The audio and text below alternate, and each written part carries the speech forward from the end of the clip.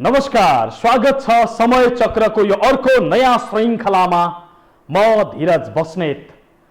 दर्शकवृन्द, यो देशमा सत्ता र शक्तिको आडमा कतिसम्मको खेल हुन्छ भने यहाँ अरबौंका ठेक्का बिना प्रतिस्पर्धा आफ्ना मान्छेको पोल्टामा पारिदिइन्छ। चुइने छानो बनाए पनि, काम नगरी वाङ्गै छाडे पनि स्याबासीको प्रमाणपत्र पाइरहन्छ। यसैको एउटा उदाहरण हो समानान्तर निर्माण सेवा कम्पनी, जसले 50 अर्ब भन्दा बढीको सरकारी ठेक्का सत्ता र शक्तिको आडमा पाइरहेको छ। तत्कालीन प्रधानमन्त्री केपी शर्मा ओलीको आशीर्वादमा बिना प्रतिस्पर्धा दर्जनौं ठेक्का कब्जामा लिएको छ। तर काम चाहिँ अधिकांश गुणस्तरहीन गर्ने मात्रै होइन, अलपत्र पार्ने सम्मको गर्दै आएको छ। सेटिङ मिलाएर सर्वोच्च अदालतदेखि काठमाडौँ महानगरपालिकासम्मको भवनको काम उसैले पाएको छ। राज्यलाई करोडौं रुपैयाँ घाटा हुने गरी बिना प्रतिस्पर्धा तत्कालीन सरकारले आँखा चिम्लिएर उसलाई ठेक्का दिने गरेको पाइएको छ। कसरी सेटिङमा समानान्तरले ठेक्का हात पार्ने गरेको थियो र राजस्व अनुसन्धान विभागको छानबिन कहाँ पुग्यो माथि, हेर्नुहोस् यो रिपोर्टमा। 50 अर्ब भन्दा बढीका ठेक्काहरू हात पारेको समानान्तर निर्माण सेवाले अधिकांश सरकारी भवन निर्माणको ठेक्का सेटिङमा लिने गरेको पाइएको छ। केपी शर्मा ओली नेतृत्वको सरकारका पालामा राजनीतिक पहुँच र प्रभावका आधारमा सर्वोच्च अदालतदेखि काठमाडौँ महानगरपालिकासम्मको भवन सेटिङका आधारमा हात पारेको पाइएको हो। सेटिङ मिलाइदिने तत्कालीन एमालेका नेताहरू र संरक्षण गर्ने तत्कालीन प्रधानमन्त्री ओली रहेकै कारण उनले सहजै सरकारी ठेक्का कब्जा गर्ने गरेको अन्य प्रतिस्पर्धी निर्माण व्यवसायको दाबी छ।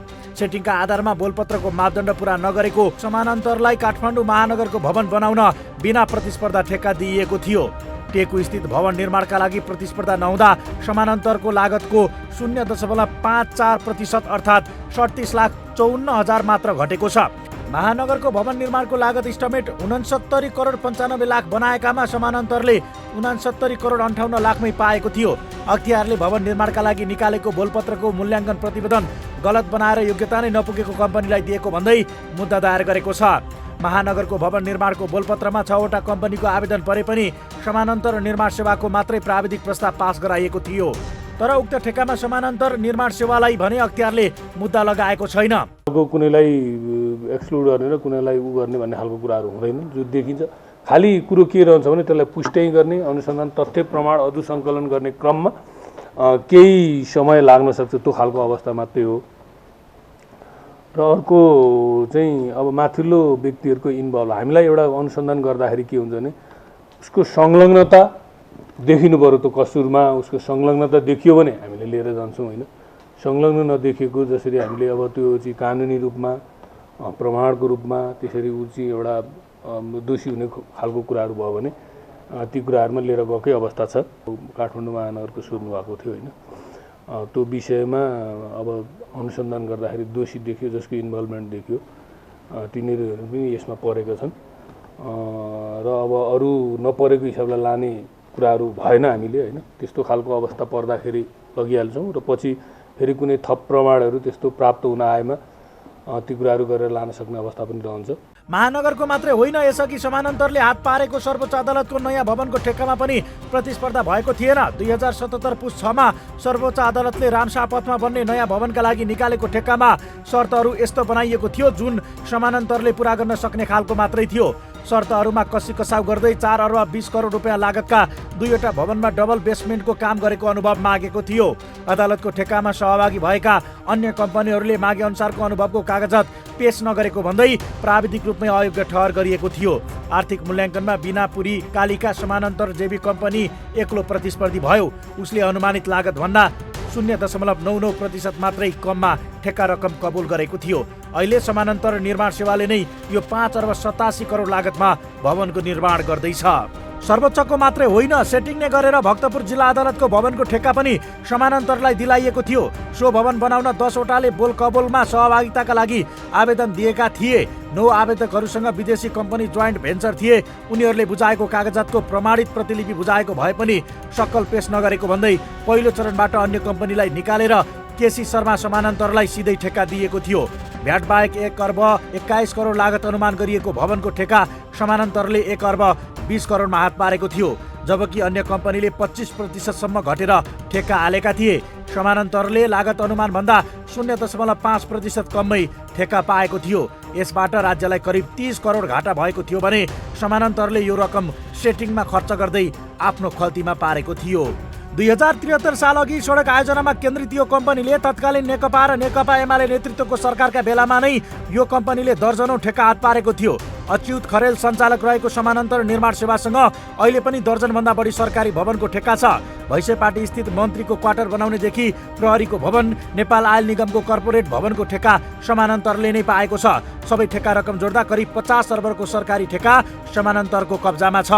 निर्माण सेवामा ठूलो सेटिङ धन्दा चलाएर आफू बाहेक अरूलाई कामै गर्न नदिने समानान्तर निर्माण सेवामाथि राजस्व छलीको समेत आरोप लागेको छ। राजस्व अनुसन्धान विभागले आयकर छलीको उजुरी परेपछि कागजात, कम्प्युटर लगायतका सामग्री नियन्त्रण लिएर अनुसन्धान अगाडि बढाएको छ। 50 देखि 60 अर्बको ठेक्का हात पारे पनि राजस्व भने अत्यन्त कम रकमको मात्रै तिरेको पाइएपछि अनुसन्धान थालिएको विभागका अधिकारीले बताएका छन्। ओलीले सरकारको नेतृत्व गर्दासम्म राजस्व र अख्तियारले उजुरी आए पनि समानान्तर माथिको अनुसन्धानमा सक्रियता देखाएका थिएनन्। हाल समानान्तर माथिको छानबिनलाई राजस्व अनुसन्धान विभागले तीव्रता दिएको छ। एकातिर सेटिङ मिलाएर राज्यलाई करोडौं घाटा हुने गरी ठेक्का हात पार्ने, अर्कोतिर राजस्व नै छली गरेर मालामाल बन्न खोज्ने समानान्तरको सेटिङ कुनै धन्दावालको भन्दा कम छैन। तत्कालीन प्रधानमन्त्री ओलीको आशीर्वाद पाएका ठेकेदार अच्युत खरेल करिब 50 अर्बको ठेक्का कब्जा गरेर बसेका छन्। ठूला भवन बनाउने भन्दै ओली शिलान्यास गर्ने र खरेलले बिना प्रतिस्पर्धा ठेक्का लिने जस्तो बनेको थियो। तत्कालीन समयमा खरेलले कति भवनको ठेक्का कति रकममा पाएका थिए, ठेक्का लिएका भवनहरूको कामको अवस्था कस्तो छ त देखाउनेछौँ, तर एकैछिनको ब्रेकपछि।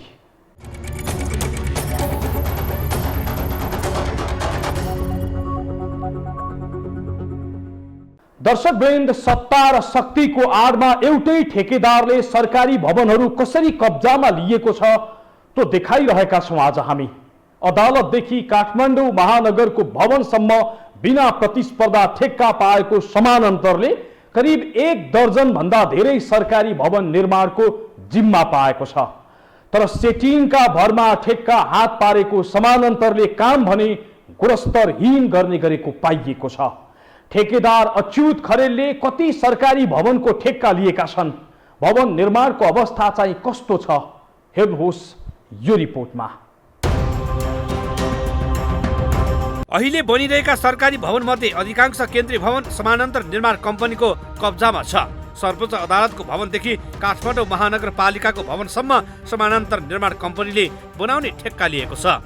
निर्माण नसकिँदै तुहिएको गोदावरी स्थित सभा हलदेखि महान्यायाधिवक्ताको कार्यालय भवन पनि यसैले बनाएको हो। केपी शर्मा ओली नेतृत्वको सरकार भएका बेला अधिकांश सरकारी भवनको ठेक्का उसले हात पारेको थियो। उसलाई ठेक्का हात पार्न यसकारण पनि गाह्रो थिएन कि समानान्तर निर्माण सेवालाई एमाले नेताहरूको आशीर्वाद छ। कतिपय नेता त यसमा अप्रत्यक्ष रूपमा संलग्न नै भएको पाइएको छ। हेर्नुहोस् समानान्तरले ओली सरकारका पालामा कति सरकारी भवन कब्जा गर्यो। 1. सर्वोच्च अदालतको भवन निर्माणको लागि 5 अर्ब 22 करोड रुपैयाँ। 2. भक्तपुर जिल्ला अदालतको भवन निर्माणको लागि 1 अर्ब 21 करोड रुपैयाँ। 3. नेपाल आयल निगमको भवन निर्माणका लागि 1 अर्ब 25 करोड रुपैयाँ। 4. नेपाल राष्ट्र बैंकको भवन प्रबलीकरणका लागि 2 अर्ब 10 करोड 43 लाख रुपैयाँ। 5. ललितपुरको भैँसेपाटीमा प्रदेश प्रमुख तथा मुख्यमन्त्रीहरूको सम्पर्क कार्यालय भवन निर्माणका लागि 73 करोड। 6. सडक विभागको भवन प्रबलीकरणका लागि 86 करोड रुपैयाँ। 7. भक्तपुरको ठिमीमा क्षयरोग अस्पताल भवन निर्माणका लागि 33 करोड रुपैयाँ। 8. नेपाल प्रहरीको पुलिस क्लबको स्ट्रक्चरल संरचना निर्माणको लागि 27 करोड 40 लाख 28 हजार। 9. भद्रकालीमा महानगरी प्रहरी परिसर काठमाडौँको भवन निर्माणका लागि 91 करोड 38 लाख। 10. महान्यायाधिवक्ताको कार्यालय भवन निर्माणको लागि 71 करोड। 11. गोदावरी स्थित सभा हल निर्माणको लागि 81 करोड। 12. टेकुमा काठमाडौँ महानगरपालिकाको भवन निर्माणको लागि 68 करोड 79 लाख। 13. सानो गौचरमा रहेको संघीय सचिवालय निर्माण तथा व्यवस्थापन कार्यालयको भवन निर्माणको लागि 17 करोड। 14. सूर्य विनायक स्थित राष्ट्रिय बाणी उद्यानको कार्यालय भवन निर्माणको लागि 6 करोड 19 लाख। यति मात्र होइन, उनले यसअघि लिएका केही सरकारी भवन निर्माणका ठेक्काहरू केहीको काम पूरा भए भने अधिकांश निर्माणाधीन अवस्थामै छन्। निर्माण सम्पन्न भएका भवनहरू समेत भत्किन थालेका छन् त कतै भासिन थालेका छन्। समानान्तरसँग अहिले पनि काठमाडौँमा बनिरहेका मुख्य सरकारी भवनहरूको ठेक्का हातमै छ। तर समानान्तरले बनाइसकेका सरकारी भवनहरूको गुणस्तरीयतामाथि सुरुबाटै प्रश्न उठिरहेको छ। 31 वैशाख 2078 मा तत्कालीन प्रधानमन्त्री केपी शर्मा ओलीले गोदावरीमा उद्घाटन गरेको गोदावरी सनराइज सम्मेलन केन्द्रको फल्स सिलिङबाट 1 महिना नपुग्दै पानी चुहिएको थियो। 81 करोड लागतमा बनेको केन्द्रको छानाहरूको एक्सपान्डन्स जोडिनबाट झरी पर्दा केन्द्रभित्रै पानी पस्ने समस्या वर्षैभरि नै देखिएको थियो। केसी समानान्तर जेबीले ठेक्का पाएको 3000 सिट क्षमताको सभाहल बनाउन 2 पटक म्याद थप भएको थियो। तर बनिसक्दा पनि हलमा विभिन्न समस्या देखिएपछि सरकारले मर्मत गर्न लगाउनु परेको थियो। 8 पुस 2077 मा तत्कालीन प्रधानमन्त्री ओलीबाटै उद्घाटन भएको महान्यायाधिवक्ताको कार्यालयमा पनि त्यही समस्या देखियो। 95 करोड रुपियाँ खर्चेर शर्मा समानान्तर जेबीले निर्माण गरेको भवनमा पानी चुहिँदा पार्किङ क्षेत्रमा पानी जमेको थियो। उद्घाटनको केही महिनापछि नै लिफ्ट बिग्रियो। भवनको फल्स सिलिङ पनि झरेको र भुइँमा ओछ्याएको ब्लक भाँसिएर भङ्ग पर्ने समस्या देखिएको थियो। अहिले अख्तियार दुरुपयोग अनुसन्धान आयोगले भवनको गुणस्तरबारे प्राविधिक अनुसन्धान गरिरहेको छ। त्यस्तै 2 वर्षभित्र सक्ने गरी नेपाल राष्ट्र ब्याङ्कको केन्द्रीय कार्यालय भवन निर्माणको ठेक्का पनि उसैले हात पारेको थियो। 2 अर्ब 10 करोड 43 लाख लागतको यो भवन गत वर्ष नै सकिसक्नु पर्ने भए पनि काम चल्दैछ। यता महानगरी प्रहरी परिसर काठमाडौँको भवन, सर्वोच्च अदालतको भवन निर्माण, काठमाडौँ महानगरपालिकाको भवन लगायतका समानान्तर निर्माण सेवाले लिएको ठेक्काका अधिकांश काम सुस्त गतिमा चलिरहेको छ, जसले गर्दा तोकिएको समयभित्र काम सक्ने स्थिति त छैन नै, भएका कामहरू समेत गुणस्तरहीन देखिएको छ। यसबारे बुझ्दा हामीले समानान्तर निर्माण सेवाको केन्द्रीय कार्यालय पुरानो बानेश्वर पुग्दा त्यहाँ कसैले भेट्न चाहेनन्। हामी यो प्रायोजनको लागि आएको र तपाईँहरूको जिम्मेवार व्यक्तिलाई भेट्न चाहेको बतायौँ, तर त्यहाँको कर्मचारीले अपोइन्टमेन्ट लिएर आउनुपर्छ भन्दै फोन नम्बर माग्दा फोन नम्बर समेत उपलब्ध गराएनन्।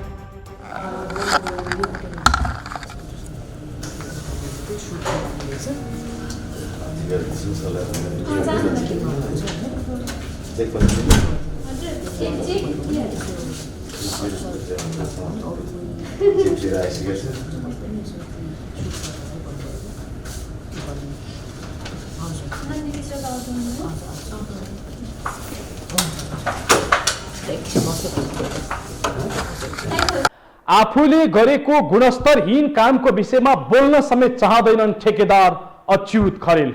एमाले सरकार हुँदा फलिफापको धन्दा चलाएका उनी अहिले राजस्व अनुसन्धान विभागको छानबिनका कारण तनावमा छन्। सेटिङका भरमा यस्ता व्यक्तिलाई विकास निर्माणको काम गर्ने जिम्मा लगाएपछि कहाँबाट हुन्छ बेलामा काम, कहाँबाट हुन्छ देशको उन्नति? खरेलले लिएको ठेक्का सहित समयमा नबनेका ठूला आयोजना भवनहरूको निर्माणको सुस्तता देखाउनेछौँ तर एकैछिनको ब्रेकपछि।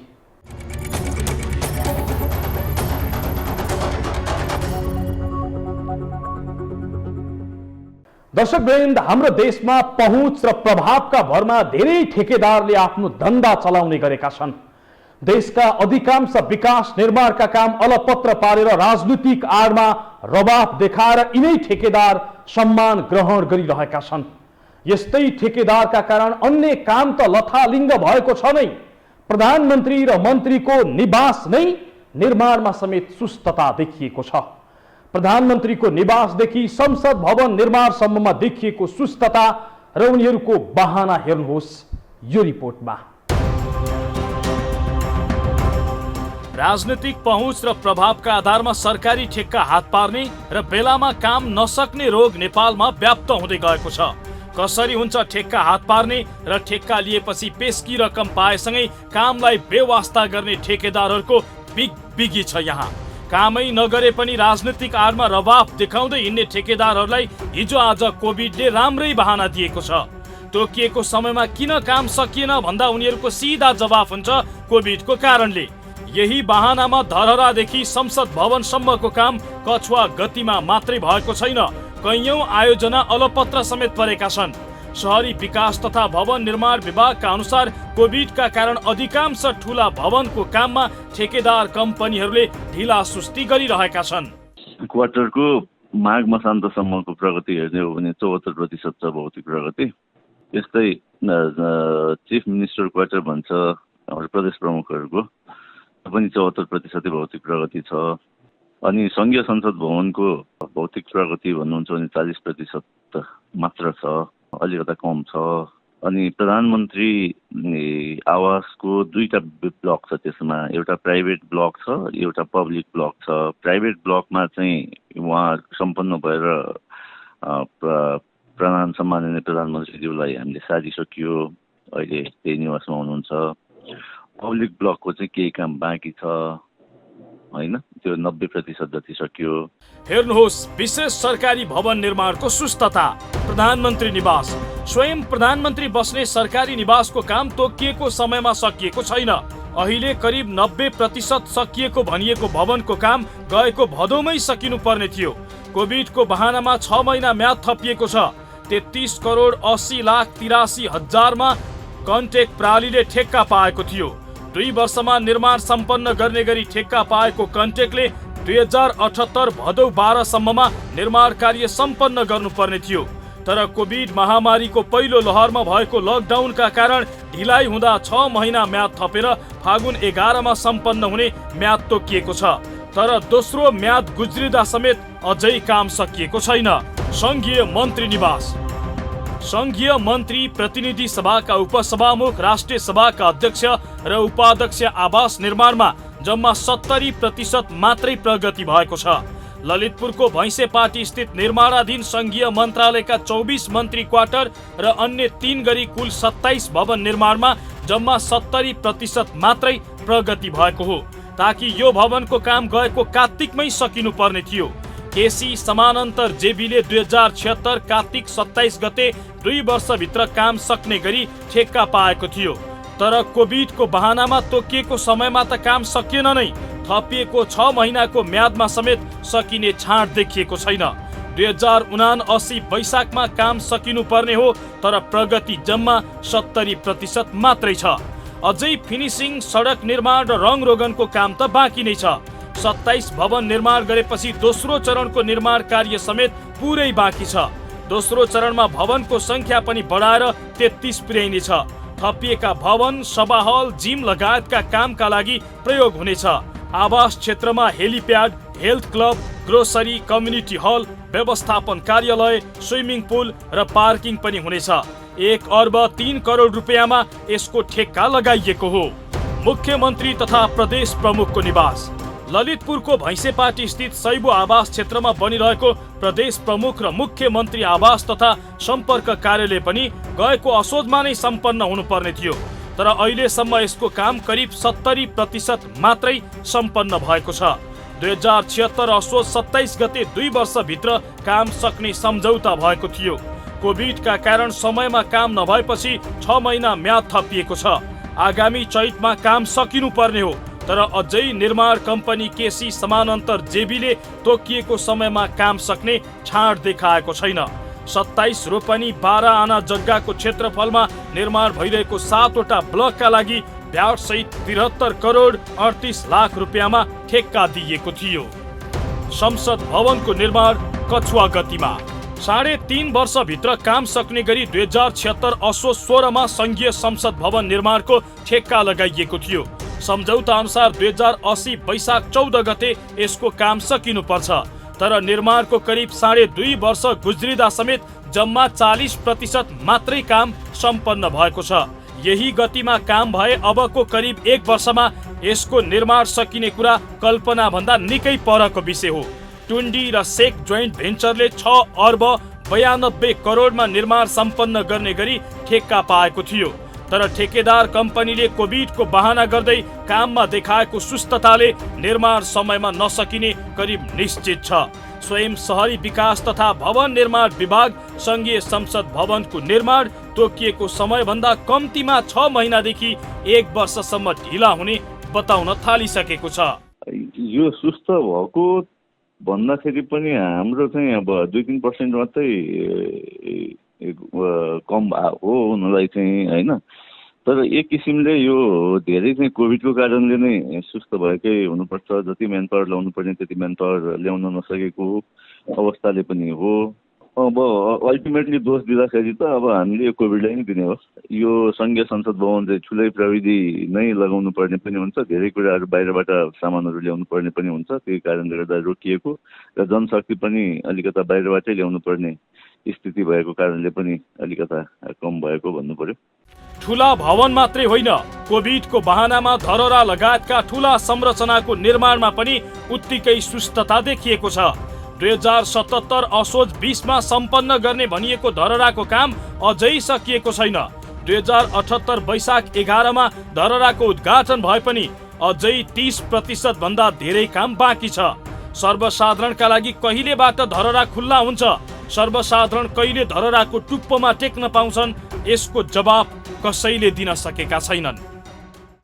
धरहरा होस् कि प्रधानमन्त्री निवास, संसद भवन होस् कि मन्त्री निवास नै किन नहोस्, यहाँ हरेक विकास निर्माणका कामहरू कछुवा गतिमा चलिरहेको छ र ठेक्का चाहिँ खरायो गतिमा सेटिङमा आफ्ना ठेकेदारहरूलाई सुम्पिने होड बढिरहेको छ। स्वयं मन्त्री र प्रधानमन्त्रीको आशीर्वाद पाएपछि ठेकेदार काम होइन ठाउँ ओगट्ने धन्दा मात्रै चलाइरहेका छन् र समानान्तर निर्माण सेवा कम्पनी एउटा त्यसकै ज्वलन्त उदाहरण हो। हौस् त आजका लागि समय चक्र यति नै। समय चक्रका साथै यस टेलिभिजनका सम्पूर्ण समाचार बुलेटिन कार्यक्रम यो हो टेलिभिजन.com, यो हो खबर.com, युट्युब र फेसबुकमा पनि पढ्न र हेर्न सक्नुहुनेछ। मोबाइलमा यो हो टिभी एप डाउनलोड गरी हामीलाई प्रत्यक्ष हेर्न सक्नुहुनेछ। समय चक्रको आजको प्रस्तुति सकियो। अहिलेलाई बिदा दिनुहोस्। नमस्कार।